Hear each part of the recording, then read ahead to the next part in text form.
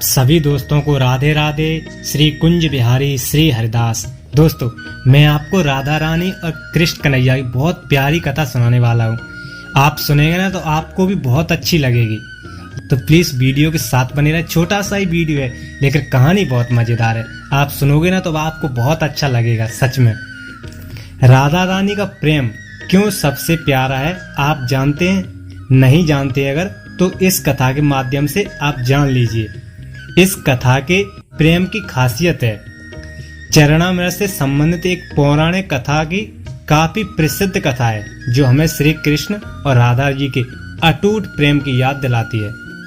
कहते हैं कि एक बार नंदलाला काफी बीमार पड़ गए थे। उनको बुखार आ गया था। बहुत से वैद्य आए गए, सबको चिंता हो रही थी। आखिर लाला को बुखार तेज था। कोई भी दवा या जड़ी बूटी उन पर असर नहीं कर रही थी। सभी बेअसर साबित हो रही थी। तभी श्री कृष्ण ने स्वयं बीमार अवस्था में गोपियों से एक ऐसा उपाय करने को कहा जिसे सुनकर गोपियां दुविधा में पड़ गई थीं। बात दरअसल में ये है, श्री कृष्ण ने गोपियों से उन्हें चरणामृत पिलाने को कहा। उनका मानना था कि उनके परम भक्त या फिर जो उनसे बहुत प्रेम करता है तथा उनकी चिंता करता है, उनकी परवाह करता हो, ऐसा प्रेमी यदि उसके पांव को धोने के लिए इस्तेमाल हुए जल को वे ग्रहण कर लें तो वे निश्चित ही ठीक हो जाएंगे। ऐसा मानना था कन्हैया का। लेकिन ये क्या, इतना सुनते ही दूसरी ओर गोपियां और भी चिंता में पड़ गईं। श्री कृष्ण उन सभी गोपियों के लिए बेहद महत्वपूर्ण थे। वे सभी उनकी परम भक्त थे, प्रेमी थी, परवाह करने वाली थी। लेकिन उन्हें इस उपाय के निष्फल होने की चिंता सता रही थी।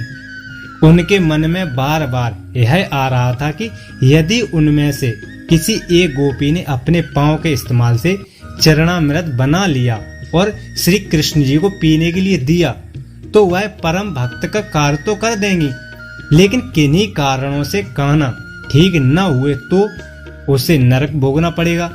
क्योंकि वे प्रेम तो बहुत करती थी लेकिन डर थोड़ा थोड़ा सा था, और प्रेम में डर नहीं होना चाहिए। जहाँ डर होगा वो प्रेमी कैसे बनेगा भला, आप ही बताएं। अब सभी गोपियां व्याकुल होकर श्री कृष्ण की ओर ताक रही थी और किसी अन्य उपाय के बारे में सोच रही थी कि ये करना ठीक नहीं है, कोई और उपाय सूझ जाए कम से कम तो मैं ऐसा कर दूं। लाला को अपने चरणों का चरणामृत पिलाना दुविधा में थी, ये कैसे होगा। क्या देखती हैं, वहां कृष्ण की प्रिय राधा रानी आ गईं। अपने कृष्ण को इस हालत में देख के राधा रानी के तो जैसे मानो प्राण ही निकल गए हों। राधा रानी ने सभी गोपियों को एकदम आते ही झकझोर दिया, चिल्लाना शुरू कर दिया, बताओ बताओ क्या हुआ मेरे प्यारे को, किसकी नजर लगी मेरे प्यारे को। गोपियों ने समझाया, देखिए राधा रानी, किशोरी जी, लाडली जी, जब गोपियों ने कृष्ण द्वारा बताएगा उपाय राधा जी को बताया तो राधा रानी एक क्षण भी व्यर्थ करना उचित नहीं समझा और जल्दी स्वयं के पांव धोकर चरणामृत तैयार कर दिया। श्री कृष्ण को पिलाने के लिए आगे बढ़ी और पिला भी दिया। क्योंकि राधा जी जानती थी कि वे क्या कर रहे हैं। जो बात अन्य गोपियों के लिए भय का कारण थी, ठीक वही भय राधा रानी को भी मन में आया। लेकिन कृष्ण को वापस स्वस्थ करने के लिए वह नरक में जाने के लिए भी तैयार थी। मुझे जहां जाना पड़े चली जाएंगी, लेकिन कान्हा को कुछ नहीं होना चाहिए। जहां प्रेम होता है वहां नरक, स्वर्ग, अच्छा बुरा, ऊंच नीच, अपना पराया सब मिट जाता है। बचता है केवल प्रेम। मतलब राधा का हो चाहे कृष्ण, एक ही है प्रेम के सिंधु। आखिरकार कान्हा ने चरणामृत ग्रहण किया और देखते ही देखते वे ठीक हो गए। क्योंकि वह राधा ही थी जिनके प्यार एवं सच्ची निष्ठा से श्री कृष्ण जी तुरंत स्वस्थ हो गए।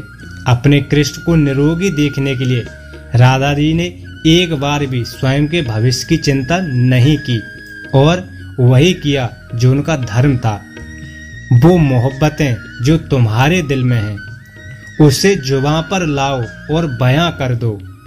आज बस तुम कहो और कहती जाओ, हे राधे हम बस सुने, ऐसे बेजुबां कर दो। श्री राधे, धन्यवाद।